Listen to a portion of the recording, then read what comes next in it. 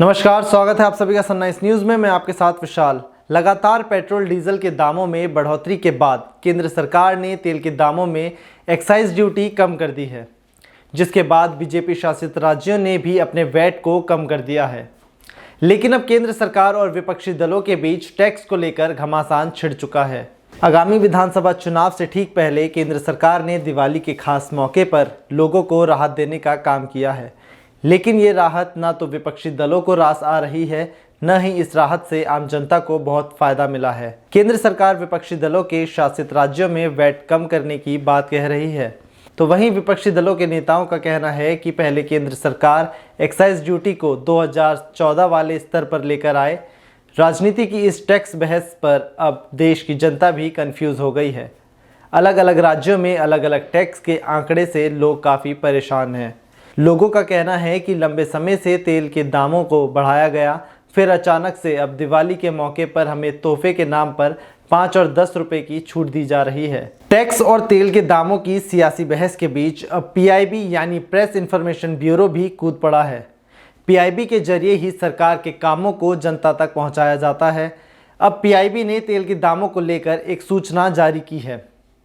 इस press release में PIB ने उन राज्यों के नाम बताए हैं जिन्होंने अपने राज्यों में वैट की दरों को कम नहीं किया है। इस प्रेस रिलीज में देश की राजधानी दिल्ली, महाराष्ट्र, पश्चिम बंगाल, तमिलनाडु, तेलंगाना, आंध्र प्रदेश, केरल, मेघालय, अंडमान निकोबार, झारखंड, उड़ीसा, पंजाब, छत्तीसगढ़ और राजस्थान शामिल है।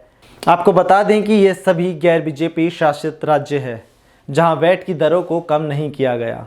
वहीं जब से केंद्र सरकार ने तेल की एक्साइज ड्यूटी को कम किया है, तब से विपक्ष का कहना है कि बीजेपी उपचुनाव में हार के बाद इस तरह के फैसले ले रही है, जिससे आने वाले विधानसभा चुनावों में बीजेपी को हार का सामना ना करना पड़े। कांग्रेस प्रवक्ता रणदीप सुरजेवाला ने ट्वीट कर मनमोहन सरकार और मोदी सरकार के बीच एक्साइज ड्यूटी में फर्क को बताया है। केंद्र सरकार ने पेट्रोल पर 5 रुपए और डीजल पर 10 रुपए एक्साइज ड्यूटी घटाई है। दिवाली के बाद से बीजेपी नेता जनता को ये बताने में लगी हुई है कि मोदी सरकार का जनता को दिवाली गिफ्ट है, लेकिन पिछले महीनों से बढ़ रही महंगाई पर कोई बात करने को राजी नहीं है। आपको बता दें कि इस साल जनवरी में दिल्ली में पेट्रोल 85 रुपए था।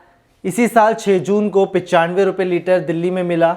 फिर 8 जुलाई को पेट्रोल के दाम दिल्ली में 100 रुपये लीटर हो गए और दिवाली से पहले 107 रुपये लीटर के करीब पेट्रोल के दाम थे।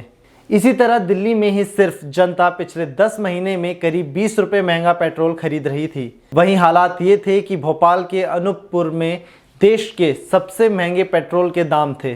पेट्रोल के दाम भोपाल के अनूपपुर में करीब 120 रुपये लीटर भी पहुँच गए थे।